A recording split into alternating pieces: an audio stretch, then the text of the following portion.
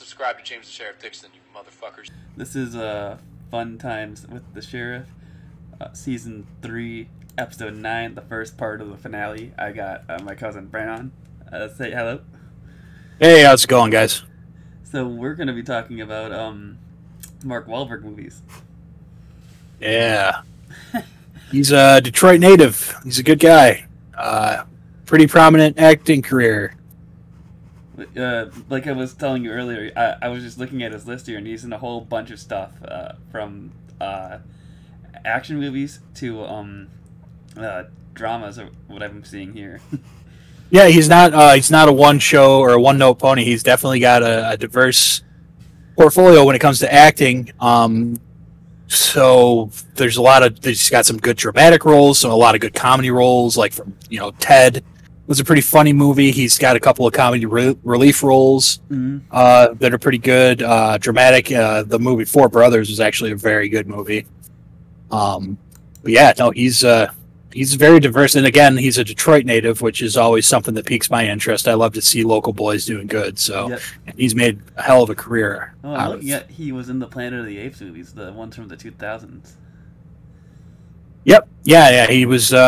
He dipped his toes into that franchise, and he did pretty good there.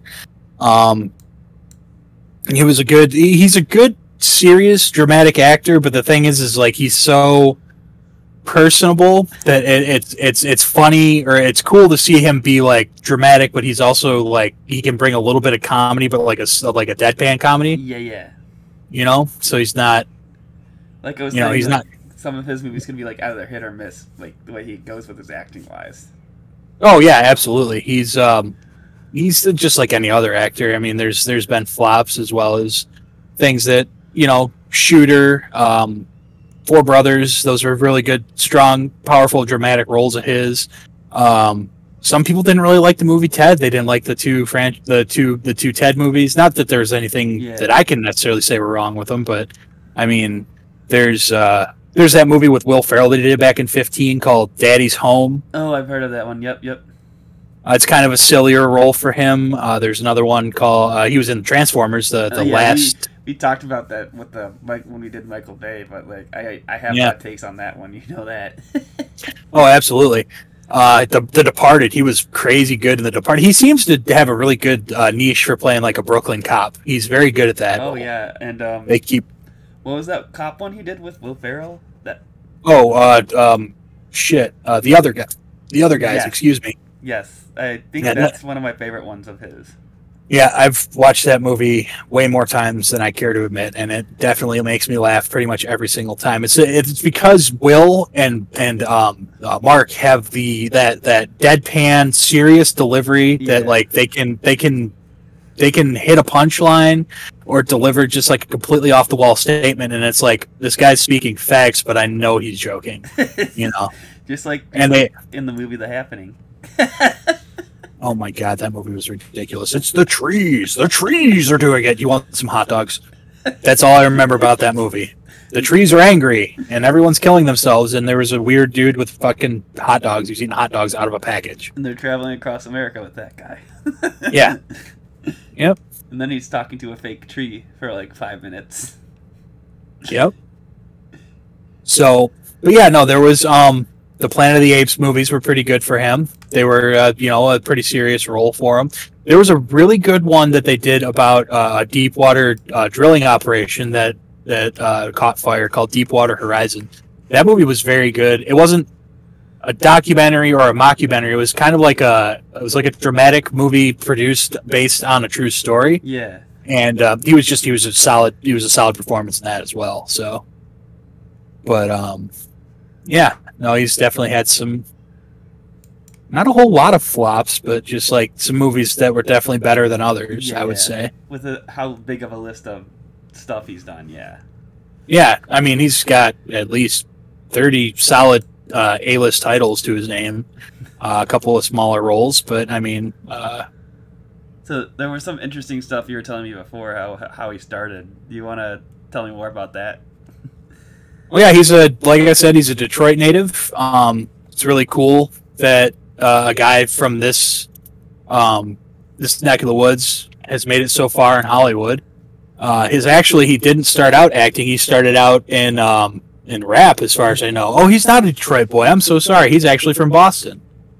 I'm an idiot. I don't know why I thought he was from Detroit. That makes me sound stupid after saying it like 5 times. Oh no, it's fine. But that's why he plays such a good Boston cop. He's from Boston. That makes 100% sense. But yeah, no, he had his rap career. He was in New Kids on the Block. He was, and then he did a little spin-off from that. Like the New Kids was only a year, and then they did Marky Mark and the Funky Bunch from like the early '90s, or I think like the mid '90s. Good Vibrations was a song like "Good Vibrations, yow." That's a Marky Mark and the Funky Bunch song, and then the New Kids was I think their hit track was I don't know. It's really hard to remember even. I think it's called something like The Right Stuff or something. Okay. But yeah, like you said, I didn't know that he started off with as a music. That's like really interesting to see him as like just being like Mark Wahlberg just rapping. Yeah, it's funny. He had a little stint as a Calvin Klein model too, you know. But he broke into acting. Can't even really. I'm trying to figure out what his first role was. Oh, it had to have been like something like I'm looking at the thing too. It had to have been the early 2000s because I don't remember doing anything from the 90s. Renaissance Man was it was like his screen debut was in a movie called Renaissance Man, which was a '94 movie. And then Boogie Nights, he was, the lead character in Boogie Nights. So I think. Let's look that up. Yeah. Sorry. Yeah, that was all right. So you said he also ran restaurants too? Oh yeah, recently in his more recent history, he's been doing a lot of entrepreneurship type things. Like instead of just being solely an actor, he's opened up a chain of restaurants called Wahlburgers.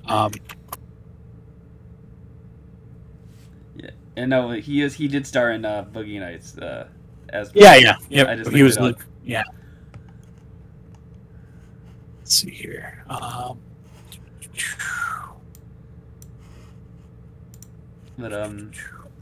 Yeah, no, he's got his food, he's got his restaurants. I think he's got like clothing venture too. I don't know a whole lot about things that don't involve his early music career and his acting career. But Wahlburgers is just a cool joint. Like he opened up a shop here in Detroit. There's one in Vegas. It's just a burger joint basically, but like it's something that he's like personally involved in, which is cool because it's not just like he didn't just slap his name on some existing chain. He actually started a restaurant with his name on it, and is like, I'm going to be involved in this. I want it to be quality shit. I'm not just going to be like, hey, put my name on this and use my name to sell. Kind of like Mr. Beast. Yeah, exactly. So I was going to say, did you if I didn't say it already, did you personally have your own like favorite Mark Wahlberg movie or no? Probably The Four Brothers. Honestly, he was exceptionally good in that movie. It was a really good movie. It was about him and 3 of his quote unquote adopted brothers living in Detroit. That might be why I thought he was from Detroit, because I'm an idiot. And the movie is a reflection of his real life. But anyways, it was him and his 3 adopted brothers were in a foster care home, and their mother that took care of them when they were kids winds up getting murdered. And he comes home, and in the movie, he's just like this badass anti-hero that is like he used to get in trouble with the cops a lot, and so he comes to town, and the cops are like, "Oh shit, it's Bobby Mercer. He's back in town." And he's probably here to, bury his mom and then figure out what happened. And they're all like, "Hey, man, you better take it easy, Bobby. You got out and you don't want to get sucked back in." And he's like, "It's my fucking mom, dude. What do you think I'm going to do? I'm going to take care of this." Yeah, so, I haven't actually seen it. It's on my Netflix watch list because it's on Netflix at the time of this recording, I should say. But yeah. Absolutely. No, it's definitely worth watching that one. And The Departed is also an excellent performance. But again, like I said, he's got a knack for playing the Brooklyn cop. So it's just kind of I wouldn't say it's typecasting, but he definitely fits that role very, very well. So there's nothing wrong with that. I think he's in the new Uncharted here too, with after Tom Holland's last Spider-Man movie. Oh yeah, probably. I would imagine. I think I heard about that. Yep. And then I'll tell you my favorite. I think mine has to have to be the Happening. Yeah, that movie is so silly. That's the reason. It is cool. It's very visually striking with all the suicides and the graphicness of it. I mean, that was that movie was one of those ones that was right on the cusp where we kind of flipped the switch on gore. Yeah. You know, so like before what's his name? Rob Zombie started remaking the Halloween movies and stuff, and how before like it was House of a Thousand Corpses had come out at that point, but they hadn't really pushed it with The Devil's Rejects, you know. So there was some graphic shit out there. But this was one of those movies that was like, oh, it's Mark Wahlberg, and we could trust Mark Wahlberg. He's probably not going to do anything too crazy. And then it's like, holy shit, this chick just stabbed herself in the neck with a pair of hair needles. Oh my god, that guy just like started up a lawnmower and ran himself over with it. This is insane. I can't believe I'm watching this it's a Mark Wahlberg movie with this level of gore in it. And it was M. Night who directed it. The M. Night. Oh yeah. The what a twist guy. Yeah. But yeah, no, it was honestly, I feel like that movie, even though I'm not a huge fan of it, it was part of the transition from like, if you're going to see a Rob Zombie movie, then you're going to see a Rob Zombie movie. You know, there's going to be gore and titties and blood and murder and people just behaving insanely. But if you're going to see a movie that's like just a horror movie, like, oh my god, everybody's dying and we don't know why, then you're probably going to get away with just, you know, a couple of people like looking into the camera as they die, or you're not going to see the blood, the guts, and the shit spraying out of them. But it was kind of like an intermediary between those two levels of horror, which is a whole thing that I would love to talk about sometime. It's just how horror has progressed through the ages, where it was like back in the 70s, they were kind of willy-nilly, crazy gore, doing like with the original Evil Dead movie and stuff. Like they used actual corpses and stuff for that. Yeah. And how it was just like groundbreaking and completely something that people just aren't used to seeing. And then they kind of put a cap on it, and then things kind of calmed down in the 80s and the 90s, and then the early aughts they really started going for it with like the remake of the Dawn of the Dead movie was pretty gore-tastic. In like the early, like 2004, I think that was. Yeah, and you then know? George Romero is the one that kind of jumpstart that too. Yeah, absolutely. Well, he was the original one of the original masters of horror. Was George Romero is so, but he was able to like so now that the visual technology has caught up with what he wants to depict on screen without having to literally slaughter people to get the effects that he wants. He's like, hey, we can totally do this with latex and corn syrup and CGI. You know, we can totally make this work. You know, like for instance, just another example of how graphically and technology is caught up in the episode of Breaking Bad where the old Mexican drug cartel guy blows up Gus. Yeah. And he walks out looking like old boy from Batman Begins or whatever it is, with his face half blown off. That was all physical, latex-based, like, glued-on prosthetics that they did for that shot. That wasn't like a paint this guy's face half green and we're going to slap it on later. So that was like an homage to the stuff that... what was that guy's name you said again? Romero? It was like Romero, yeah. As like an homage to how Romero used to do things. Whereas it would have been completely easier to just do like a motion capture on that actor's face and put it in later with computer graphics. But they were like, no, we want this to look super visceral and real, so we're going to do this. And again, that was on cable television. In the 90s. Trying to do something like that today. Yeah, you would never see something like that in the 90s. They would absolutely not allow that on screen because it was completely inappropriate for small children to see or whatever. Even with that show, your favorite show, your namesake, The Walking Dead, the level of decomposition that the zombies have gone through the progression of the series of show or the seasons of the show, and it's like these are literally just things that would take hours and days to put together.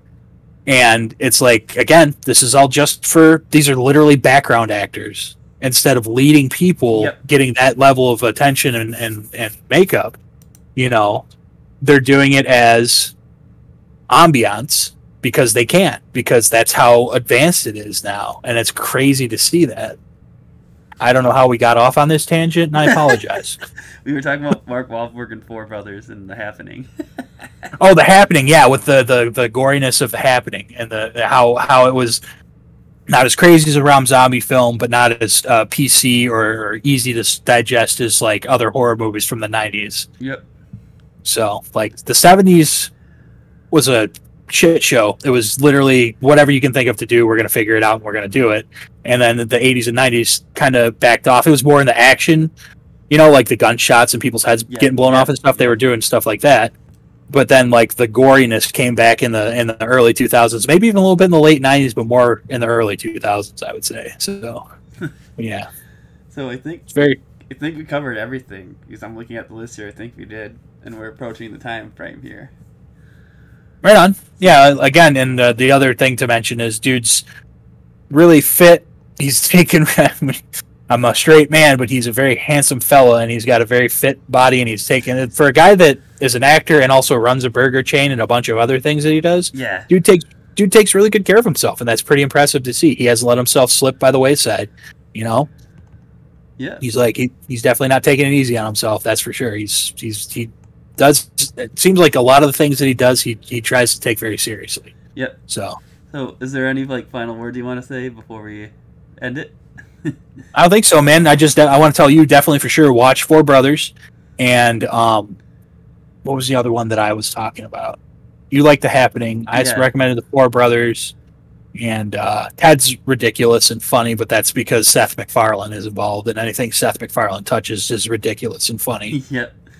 I have the same sense of humor. Me and my brothers, and you, pretty much our whole family has the same sense of humor as Seth MacFarlane. Yep. So. But you have anything to promote or before?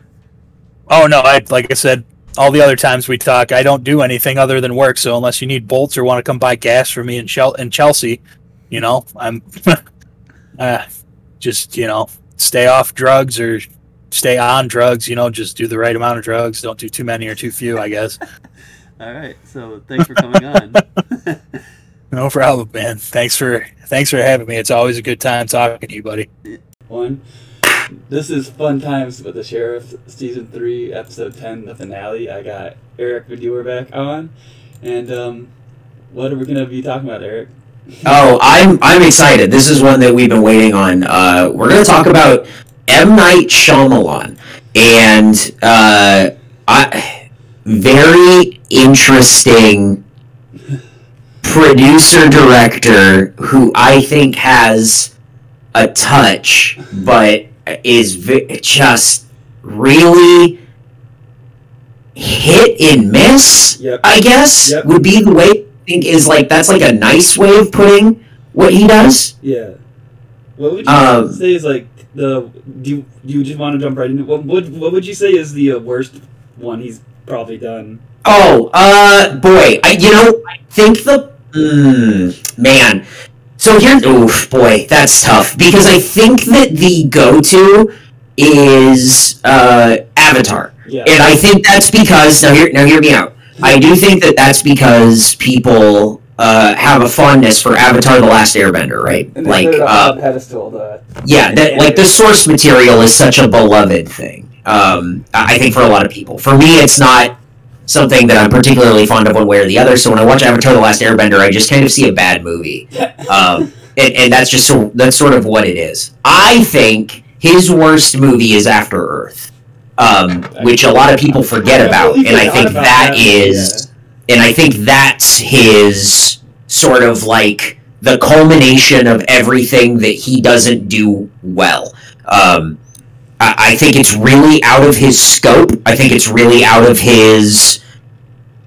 I don't want to say range, but it's not the kind of movie that I think that he does. Like, Last Airbender was a step in the wrong direction, and then After Earth was, like, a continued leap in that direction. It misses on every sort of like level. It's not good. It's not well written. It's not interesting or fun. It misses just sort of every mark that he's setting out for. Yeah, bad, like everything, yeah. Yeah, and so we're Last Airbender, again, I think you have a guy who just didn't really, knock out the stuff that you wanted to see from Last Airbender. But what do you think his worst definitely Last Airbender, because I was a fan of the TV show. I watched every episode when it first came out. Definitely Last Airbender. Yep.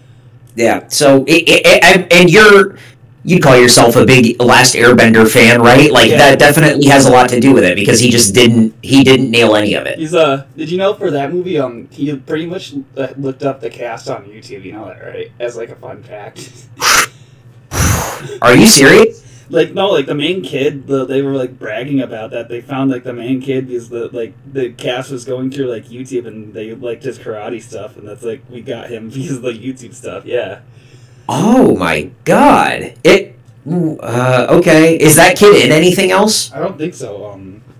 Oh, he's in Cowboys and Aliens? Oh my god! So he was just in that. Like he was just in a couple of things. Oh boy! I thought that was a fun fact to share on this because no, that's I had no idea, and boy, really. Because I remember when this movie was big and everybody was hating on it, and they did an interview saying like, yeah, we just found like the main grouping of kids like on YouTube, and like especially the main like Aang actor, and they pronounce his name as Ong, when they could have just watched the show to get his name right, and they didn't. And that feels like the biggest problem there is that should be a passion project, right? Like that should be someone who is dedicated to that material, and instead it feels like it's a studio going, well, here's what we have to do. And we can cram as much as something into like 2 hours as we can. Yeah. Like Dev Patel is doing his best in that movie with like nothing to do. Does that make sense? Yeah.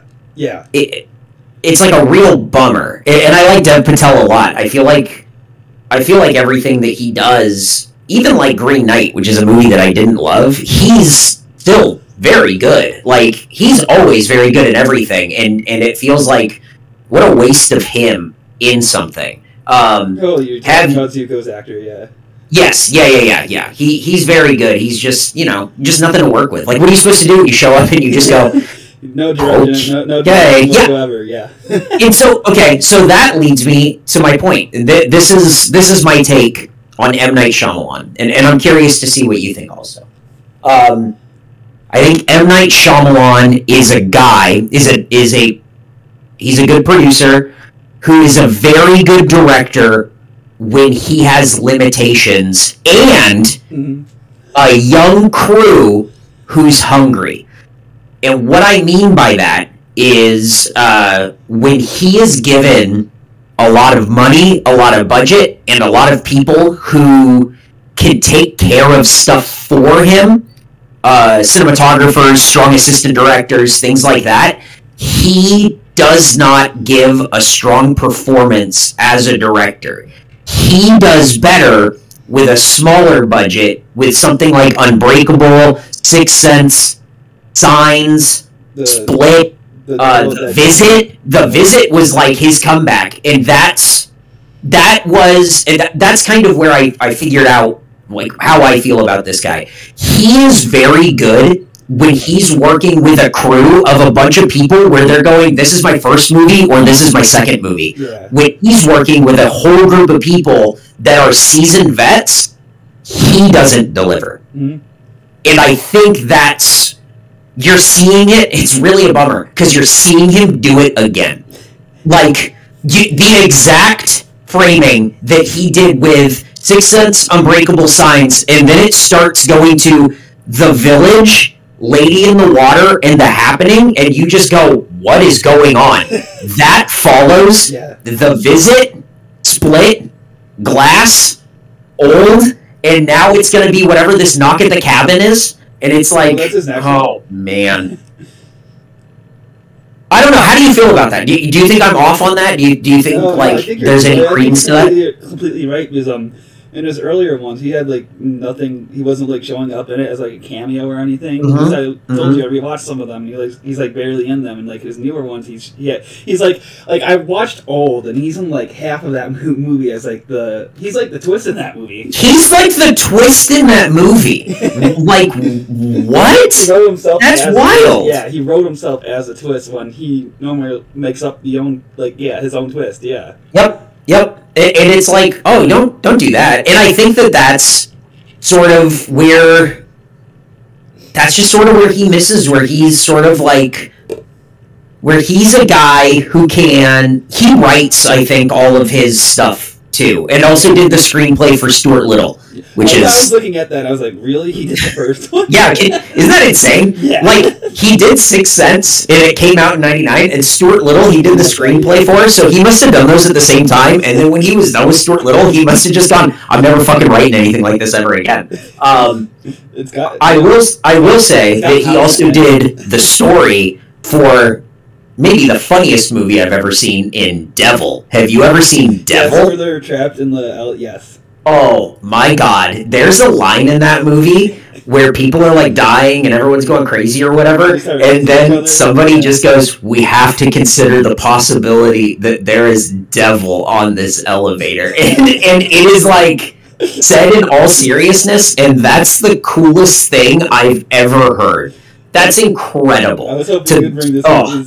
This is one of my favorite like bad M. Night movies. Oh, it's out of control how nuts that movie. It is just like a Twilight Zone episode, but it's so serious. Like it's so like, why did they do that?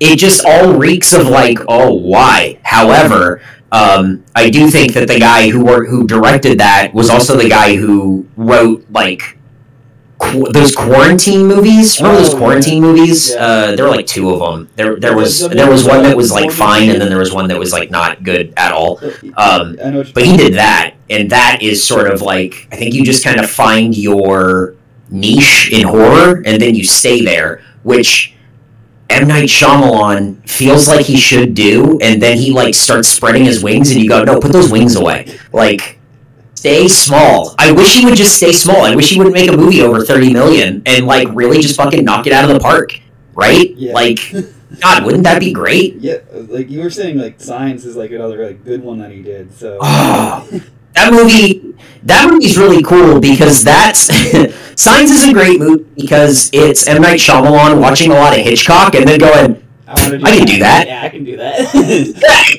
He's just like, all right, what does he do? Reds and greens? You got it. Suspense? You got it. Like, it's his homage to that kind of filmmaking. Yeah. And he does it very well. The scene where Joaquin Phoenix is watching the TV and, like, it shows the alien. I'm getting, like, chills thinking about it right now. That is one of, like, the best... Yeah. horror or like suspense scenes I've ever seen. Yep. It is so, oh my God, it's so good. And at a time when like that sort of like found footage trend wasn't really happening yet, but him incorporating it into Signs I thought was really fucking cool. Like really cool. So my question for that movie is, what was it supposed to be the twist for that? Because I recently just rewatched it and I don't think there really was a twist for that movie. Well, the twist is that the aliens came to a planet that's 70% water, the thing that kills them. Like, that to me is the like, that it's probably his least twisty movie, because it's a pretty straightforward, hey, these aliens are coming. Oh my God, these aliens are here. Oh, it's really aliens. Like, it doesn't really twist and turn. To me, it, like, if you're going to try to point out a twist, it's that, like, for some reason the aliens came to this planet, and then... I don't know, it's like if we landed on a planet and then 70% of it was just, like, acid. Yeah.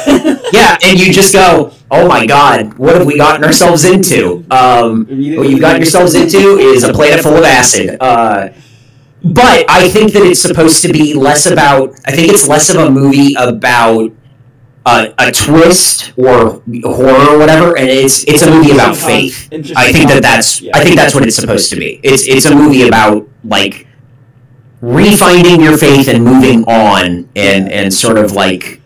I didn't realize that was Abigail Breslin is like the little kid. That's funny. Yeah, towards the end, the wife starts saying things, and he just puts them together when they're fighting the alien. I'm like, is that? Yeah, very weird. Was that? I was like, was that? That was no. That can't be. No, there really isn't a twist for this movie. No, there really isn't. It's just like straight up like, well, here's the alien thing, and you that's go, it. okay, Yep, cool. That's it. The alien's the twist. Yeah, but like.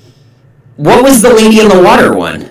I don't remember what if there was something that was like Lady in the Water twist. I'm looking at this too. I'm seeing Lady. I just remember there being a Lady in the Water. That was it. Lady in the Water feels like a bedtime story that he made into a movie, and I don't like it. It's not entertaining or fun whatsoever. There's also like Scrunt, great, fucking Scrunt, like, I don't know. A mystical creature called a Scrunt. Like, that's what I remember from that movie. And there's a Mega 64 video that just came out where the punchline is Scrunt, and it makes me laugh. I've watched it 100 times since it came out. It makes me laugh every time. Fucking Scrunt. It's perfect. Perfect. I think my personal favorite after Airbender has to be The Happening, though. Dude, that movie's out of control. Like, why did he make that? Do you know? I don't know. It feels like he was challenged to, like, trick everyone, he's like, and then, like, did it. His, like, best friend's like, I bet you won't make the worst movie ever. Dude, like, hey, I bet you won't make a stupid fucking movie about plants that kill people. Oh, I'll show you. Like, into a plastic tree for 2 minutes. Oh, that's maybe one of the best scenes in cinema.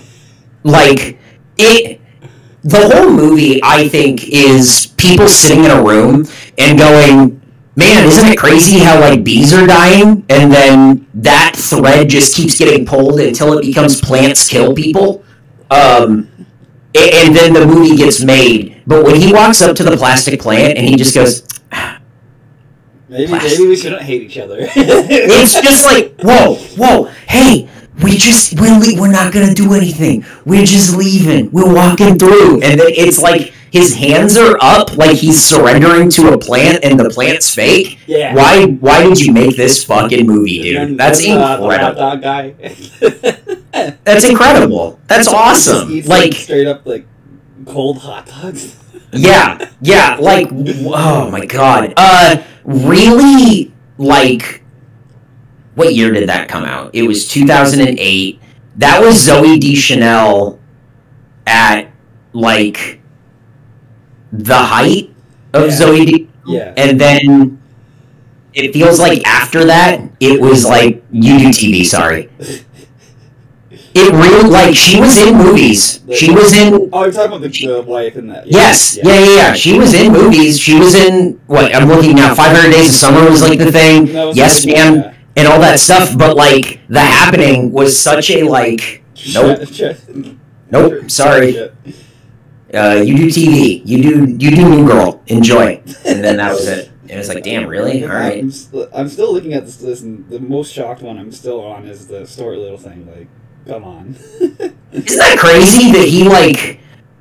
I guess when you're a writer and somebody just goes, write a story about this rat, and he just goes, all right, everybody likes the rat except for the cat, and they adopt the rat, and then the cat wants to eat the rat. The second one, the cat likes the rat. Yeah, and then that's it. It's just like, okay, the enemy's the cat, and then at the end, the cat likes the rat, and then in the next one, they're friends, so now they have some other thing they have to fight. That Hugh Lowry is in it too. I'm in the middle of watching House for my first run, and it's like the guy from House is the dad in this. It's like, wow. Yeah. Well, I think it's cool that Gina Davis was in it. I think Gina Davis should be in more stuff. She's very good and, like, underutilized as an actress. She's just, like, she's great. I think Gina Davis rules. She was a voice for She-Ra. That's fun. J. Fox is Stuart Little.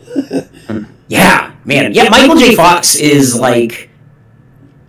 what was his? Wasn't his last movie role like Frighteners? Was that right? I think Frighteners was like his last like acting, like movie acting role. Or could have been Curb because he was in that Curb episode. Yeah. No, because he did like his last like movie, like film where he was like the leading man. Yeah. I think it was Frighteners, and then I think because he did Spin City until like the early 2000s. That went past like 2001. So I remember that was on after 9/11.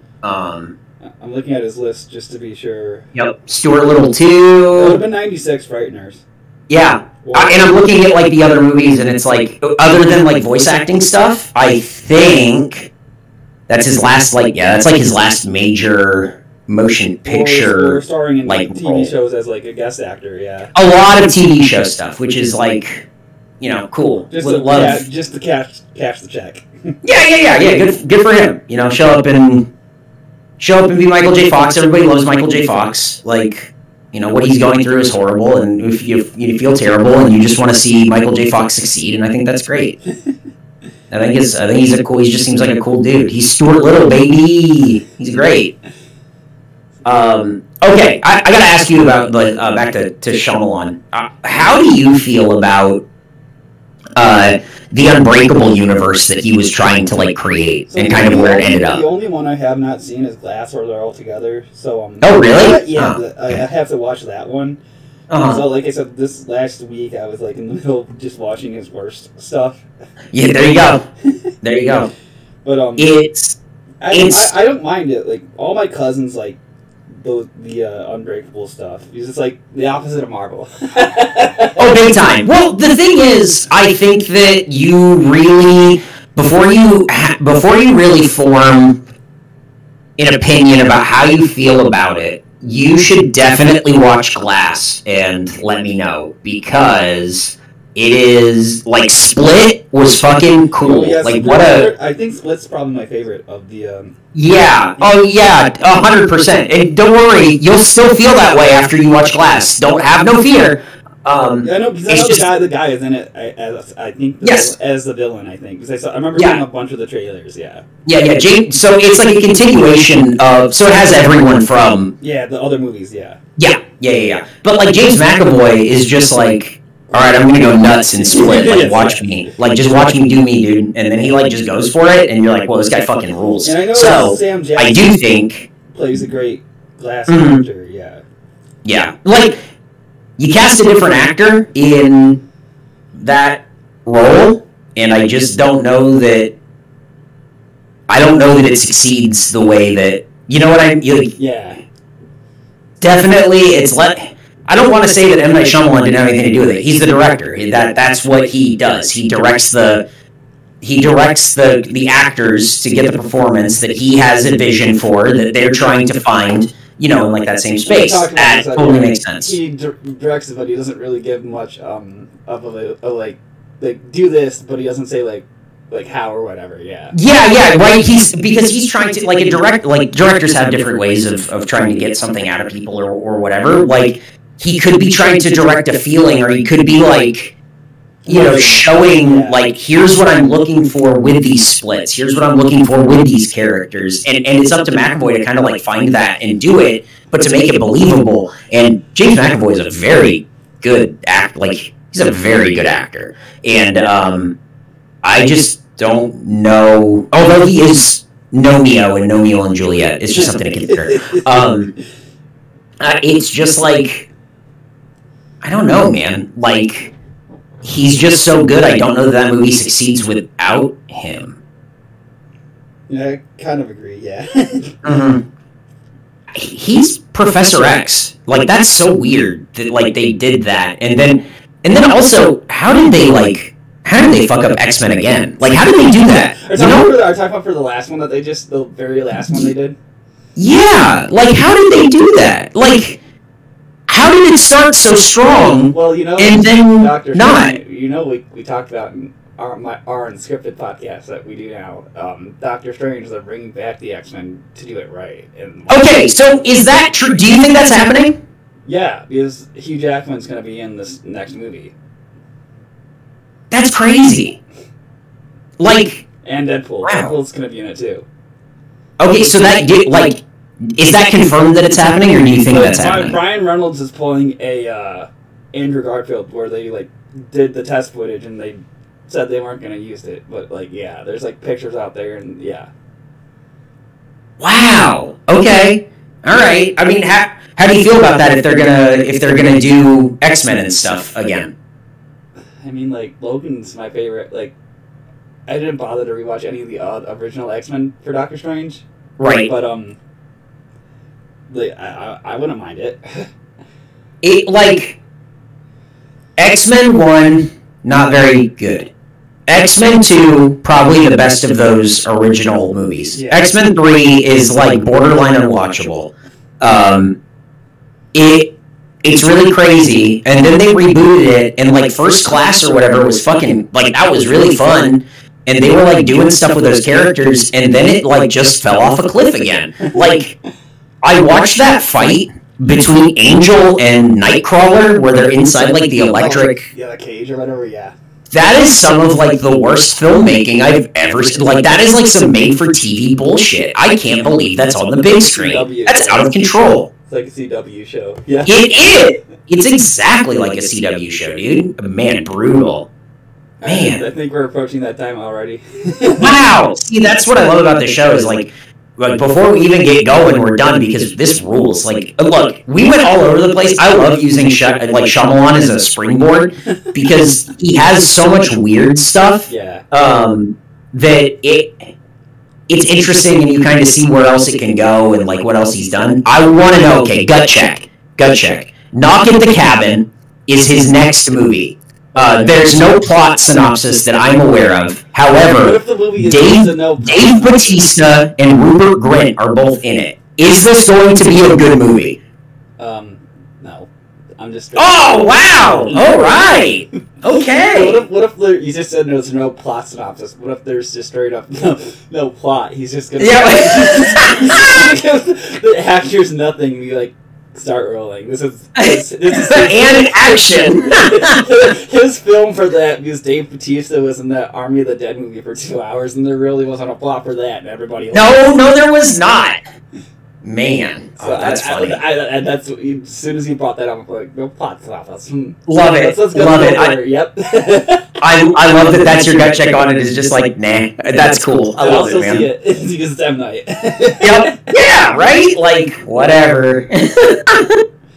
Damn. Well, that's good. This is a fun ass episode, man. Was there anything you wanted to promote before we end it? Hey, listen to Face Jam. Go back and listen to old episodes of this show. Let us know. Leave a comment. Let us know who you want us to deep dive on next and talk about. Yeah, super fun. We have our own unscripted stuff now too. Hell yeah. This is Fun Times with the Sheriff, Season 3, Episode 10, the finale. I got my cousin Vander Gac back on. I remembered the last time you said that, so... Nice. Awesome. We're off to a good start. So, what... I just showed you a bunch of stuff. Did you want to start with that, or did you want to start with Yeah, sure. I guess we'll,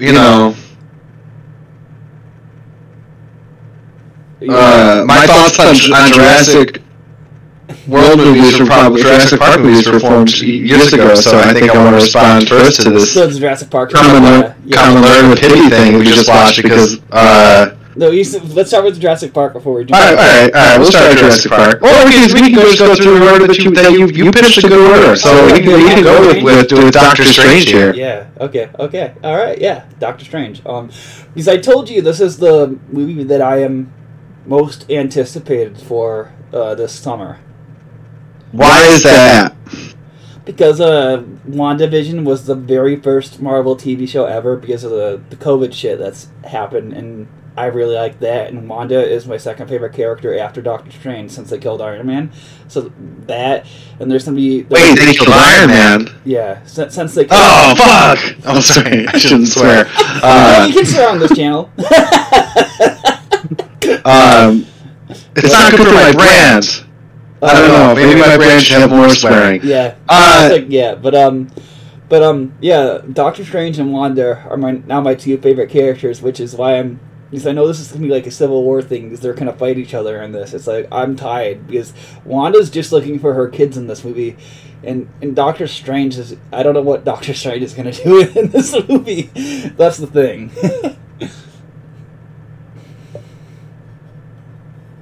So, what do you think the chances are that the Necronomicon gets involved? Oh, it's already. I think the most important thing here is that it's a Sam Raimi movie. It's already been. And is it going to have the Necronomicon at Chevy? It's already been involved because Wanda has it. Oh no, I lost you there. Yeah, Wanda has the Book of the Damned. Okay, so that's a Necronomicon source. Yeah, she already has it because the way WandaVision ends is her absorbing the powers of the Book of the Damned to look for her kids in other dimensions. Is the Book of the Damned really the same as the Book of the Dead? Yeah. If you want to go from the Bible, Was it bound in human? Yes. Did Ash? You know, it's because like canonically, I don't know. How many times can in a multiverse? Yes. How many times can Bruce Campbell be in this movie? What you're pretty much saying is you want to see Ash with his chainsaw in this movie.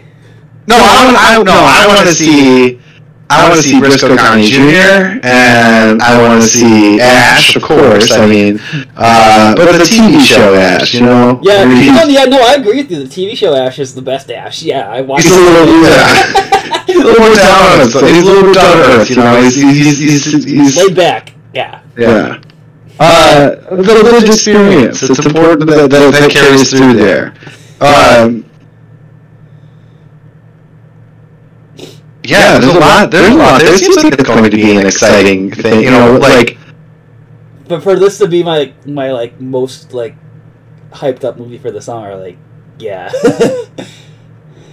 It's a good pick for most hyped movie of the summer, especially after Infinity War and Endgame. Yeah, so is the objective here to compare and contrast this with Jurassic? Because I feel like after watching these two Jurassic World right into that, previews, I don't need to watch the movie. I've seen all of it now. We could map out that whole thing from just these trailer. From just these two trailers, you've got the entire movie. Story. You're cool. It's 2.5 hours, by the way, the movie. And and that's only 2 minutes. 5 minutes total from this the trailers that I've showed you for Jurassic Park. Yeah, it's 2.5 hours for the movie. Yeah. So fine, and they picked a great. Let's see. What's the numbers on that? What's the numbers here? If we're going 2.5 hours and 5 minutes of scenes, yeah.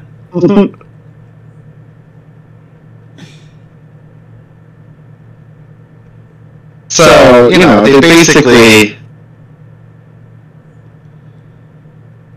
that's 10 minutes of screen time, pretty much. Yeah, they've chunked out. So compared to Doctor Strange, 30 spots along their timeline. I'm also seeing this opening weekend too, so it's yeah. Oh yeah, I mean I'm sure it'll be fun, but at what point if you got all the original cast plus your Chris Pratt and whatnot, and you got some raptors that you're trying to get people to emotionally connect with, how there's not a lot of room for more movie. Once you get in all of those, plus the references, plus the product placement, you got to be able to make sure we're selling dirt bikes. The only thing I'm concerned with is the Jeff Goldblum screen time, because the last movie he was in, he only spouted the trailer lines. If you recall. Yeah, which they could be doing the same thing here. that's the thing. Which after have they done anything to earn your trust back? After the second trailer, I think he's got more lines because he's in the second trailer that we watched. He's definitely with the group more, and compared to the first trailer, and I think he has way more lines than than they're showing us. From a practicality standpoint, though, I don't know if my disbelief can stretch any further. Yeah, because after it seems like there would be such good eating on a dinosaur that we wouldn't get to the point where they'd be like, oh, Earth, humans and dinosaurs can't coexist. Like, the second we had those, we'd be like, how can we factory farm them? Especially like, I want more Stegosaurus burgers. Especially the Florida, right? Especially with Florida being like, we eat alligators, so you can... Yeah, but people already eat alligator. We have, Oh my gosh, you're right. What about the upholstery business alone? Just the upholstery, like dinosaur hide stuff, yeah. Like, I bet you dinosaurs taste pretty similar to alligator or chicken. Maybe, yeah. I like the dinosaur with some feathers in it, you know. That's like some kind of nerdy fan service, though. And, you know. Does that make it a good movie, though? I mean, well, we'll see. Do they go... There's a bunch of big movies coming out. That's the thing this summer compared to last year. I mean, I just saw Everything Everywhere All at Once. I may still be seeing it. So with that, before you go to your questions, we can talk about Learning with Pibby, which is... Oh yeah, let's talk about Learning with Pibby. Because you said, I want to, first of all, your reaction to the trailer before your the Adult Swim thing. What was your reaction to the trailer?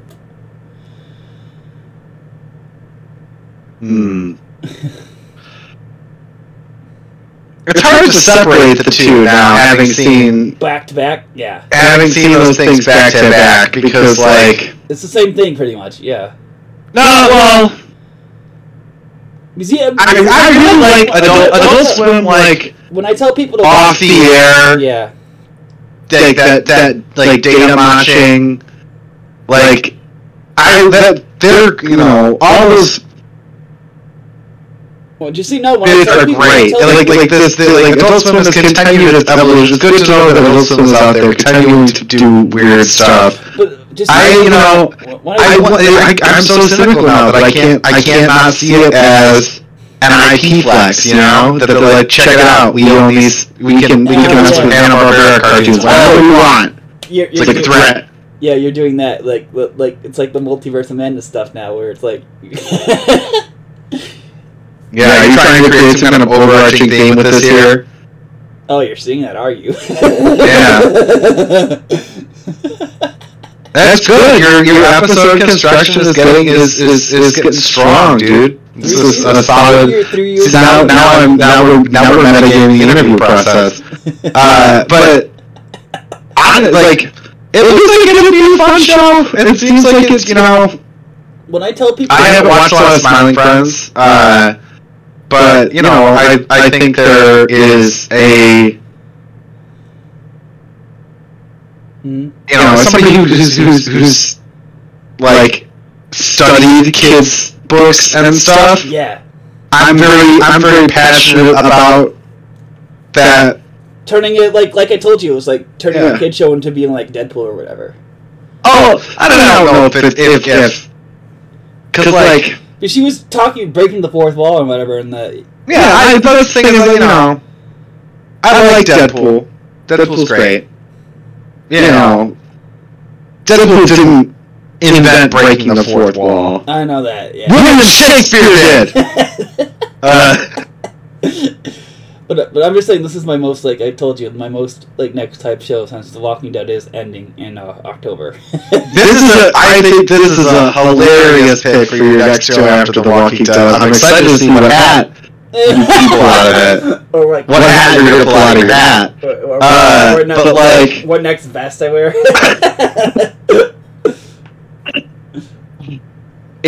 Pardon me. I think I really always enjoyed Off the Air. Yeah. And Adult Swim. Eric Andre. Eric Andre, and just like this is that they are pushing the medium and continue to push the medium, and I think that's really that's neat. It's cool that they're trying to do that in a way that they can structure a show around it and tell some stories with that thing that they're obviously cultivated some really good. Because it's like you know. They've been doing these kind of things for years. You know, it's part of their whole shtick. At this point, the people who are there doing it have, you know, been influenced by the previous iterations of those of that art. So it comes out in this form now that it's like, you know, all right, it's interesting to see that you know, that void taking its own shape, and in classic style, that seems to be what's also happening in the show. They've done it's good, it's well layered, good consistency. I wonder what they ground up and boiled down to make this. So, like, I'm a little concerned. Like it's final, like construct, like I was just saying before that we recorded this. Yeah.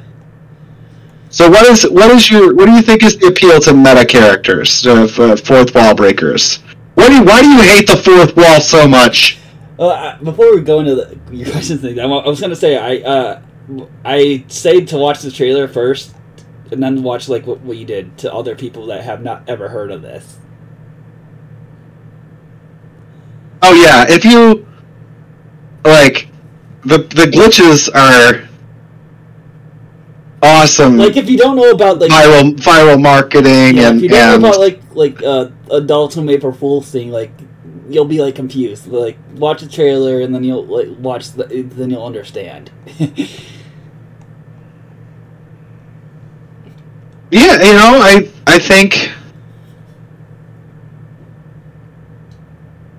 Adult Swim does a lot with confusion, and but without they really got it there. Yeah. Without getting too far into fear, and I like that. You know, sometimes it's a little scary, but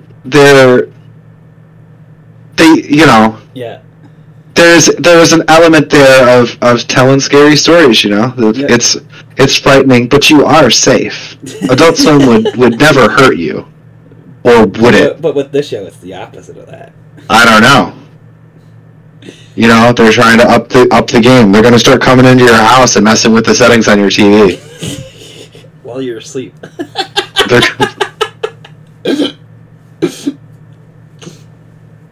Alright, we can jump into the next segment. You said you had some questions for me. Oh, you know, I mean, I think there are a couple of lines of questioning that I have for you. Let's just jump right to it. My first one is, you know, have you seen Everything Everywhere All at Once? No, but I've heard of it. That's a good one. You need to make sure you get some room on your schedule for that. How about The Devils? The Devils? The Devils. Vanessa Redgrave and Oliver Reed. No, I have not seen that one either. Ooh, check that one out too. This is just me doing a big plug for movies that are like on Shudder. I got my TV going with my Shudder again, so I've been watching all those cool scary movies, new scary movies. Extraordinary is an Irish one that is super good. And then I said just bad scary movies. Use at Shudder. Oh yeah, I mean there are some. If you're looking for a bad, that's kind of like what I was thinking. I was like, I was gonna talk to you about some of the things that I've seen that are bad. Gonna ask you some of your aspirations. But have you seen The Triangle? No. No. All right, check it out. Are you ready? Brace yourself. Brace myself. Okay. It's a Bermuda Triangle movie. But the idea is, what if... What if what?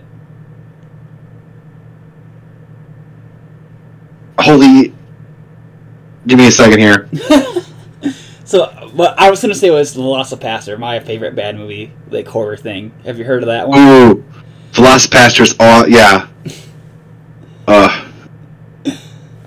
Sorry.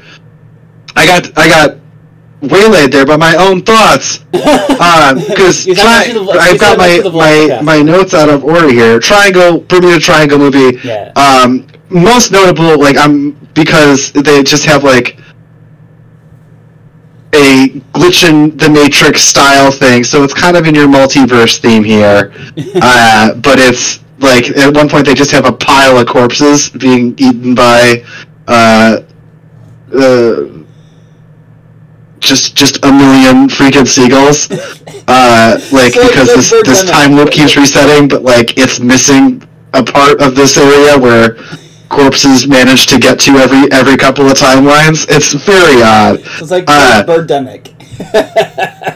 Yeah, and there's the bird themes in it, and then it gets into like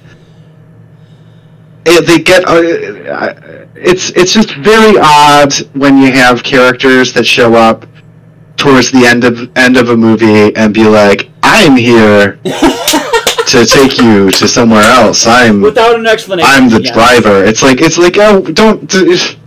You got into a corner. You had a cool idea, and you wrote a good movie. You didn't have to. You didn't have to keep going. You could have just ended it earlier.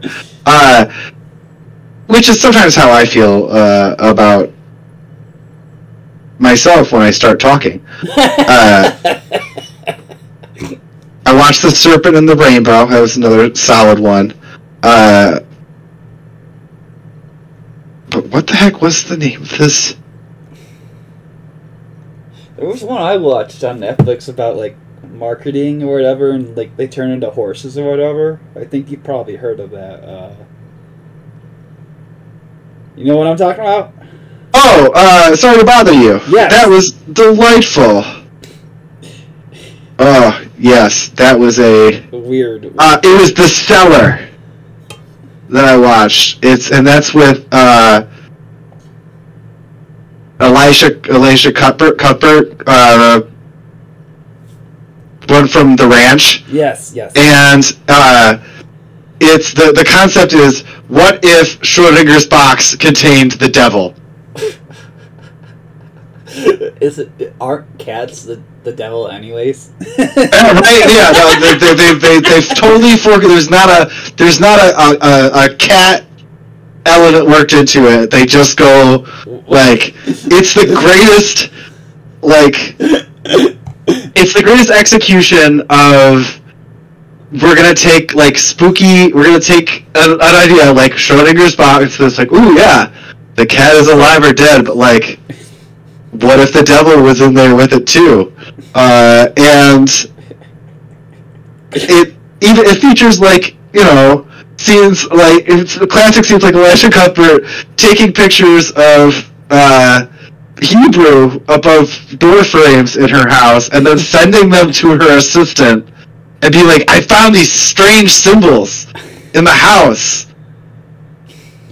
Can you do some research for me and find out what they are? She's like, yeah, it looks like it's ancient Jewish symbols. It's like, it's Hebrew. It's the thing that they read it, that you have to read it to become a man. Like, it's not, you're like, oh, what are these weird letters? Oh my gosh, I looked above it and it said IV.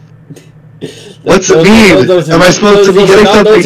Oh no, it's numbers. Oh, I don't know. It was just delightful. It made me absolutely think of you, because it's like, what a silly concept. They have a cool, they executed lots of cool things in it, but the basic concept of the movie boiled down to, what if Schrodinger's box contained the devil? Yes. And like they have like, it's like, oh, this old house was owned by a professor who knew Schrodinger. It's like it's really on the nose. So that was one of my delightful recommendations for you. All right. You should check out the Cellar. Basically, just watch everything on Shudder, including all the Puppet Master movies. And like, it's another one. Love a good Puppet Master movie. I feel like we need to more puppets all the time. Anything we can do to make more puppets. So that's my question for you. What can you be doing to bring more puppets into the world? I was gonna say, other than a YouTube channel that I watch, I'm not like a big fan of puppets. Have you seen the Puppet Master movies? No. Content warning or whatever. A lot of Nazis. That's the unfortunate thing about the Puppet Master franchise, is that it's fundamentally connected to Nazis. In that, like, they are cursed Nazi puppets. And so that just seems like a hard thing to get away from in their further iterations. There's always seems to be some kind of... The puppets freak me out. I'm just going to say that. Yeah. Oh, it's great. The leech woman, they have a puppet that her special power is vomiting leeches on people. Mm. It's amazing. Sunset, like Mr. Moody show, some forms of puppets freak me out. So, I guess I'll widen that question then for you. It doesn't have to be about puppets, but like,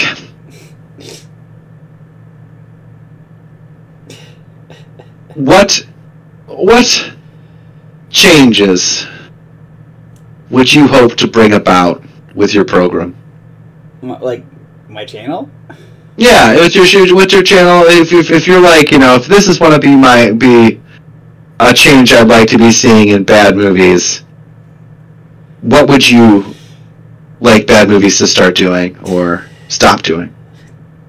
That's a hard thing to answer. Is like there are so many. I'm about to reach 200 bad movie reviews. I've been doing it for 4 years. It's like, God, I don't know.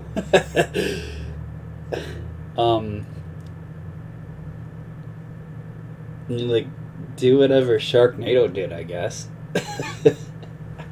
You think Sharknado captured lightning in a bottle? Or a tornado in a bottle? I like them better than the Transformer ones.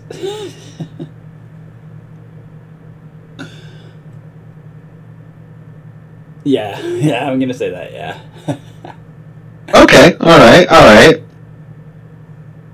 So, production-wise, what's the new technology you're going to be incorporating when you get into season 4? What's the you always want to be pushing yourself with your new season, right? So what's the big change that's coming? Can you tell us? I don't know. I'm recording from my PC now. What's that? I'm recording from my PC now instead of my laptop from 2008. So you've upped the recording equipment. Yes. Super cool. Yep. And still using Premiere Pro. Yeah, that's pretty much the new thing is using my new PC. Yeah. Super rad. So you've upped your tech there.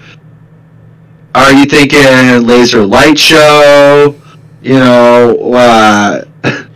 Well, I've added video. If you didn't see from my last one, like I'm now recording like the little circles that are that are audio recording right now, like the little circles that are the green lights that are going off right now. Whoa. Yeah. I don't. You've lost me on that one. The little circles that where the green lights are. In our profiles that are like going off. Yes, I've added video recordings now to the podcast. It doesn't help that my profile picture is a bunch of green lights. Like if you see mine talking right now, like yeah, you've got a nice logo. Yeah. So. Oh, I just passed 1,000 subs. If you didn't know that as well. Dude, you're crushing it. I'm excited. I'm super. I was remarking to my friend before starting this interview that I was like, "Yeah, I'm proud of that kid out there watching bad movies, so the rest of us don't have to." You're doing the Lord's work. It really. I know. I've said it before. You can't believe that there's. You really are you can't doing. Believe that there's 200 of them, can you? Yeah, I couldn't watch those, and like those people did hard work. Their work deserves to be celebrated. I'm not saying that their work doesn't deserve to be celebrated. Yeah, and reviewed. Anybody who makes an act who who puts forth effort to put art into the world should be celebrated for that act. Yep. And, you know... And I got the audience that wants to watch it, so I'm doing it. Yeah, no, and you're doing a good job. Your people are appreciating that, you know, and you continue to build. You're continuing to push your own style and to grow, and that's just super cool. That's a thing to really be proud of, and it's always great to talk to you at these moments. So yeah, we talked a little about your tech aspirations. We talked a little bit about your aspirations that you want to be making on a larger thing. But like on a personal growth level, what are you hoping to learn in your next season? That's a big one. I think we can end it on this one. We're approaching the time here. I'm hoping to learn. I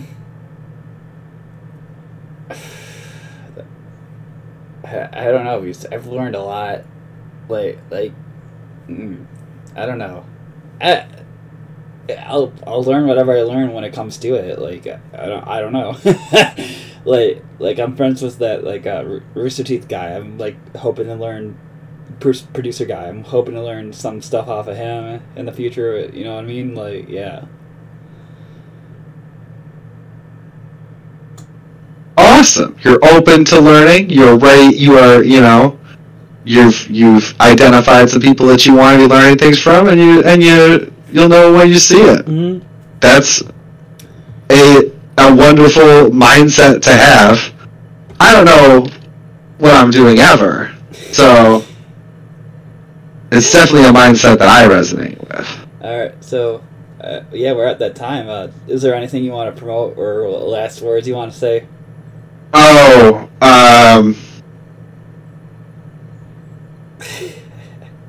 yeah, I think I go with the classic. Be excellent to each other. All right. And party on, dudes. Right. I just want to shout out an amazing channel, James the Sheriff Dixon. Oh, he's such a great guy, and he is super cool for coming to the show. I'm glad I got to meet him in person, and you should subscribe.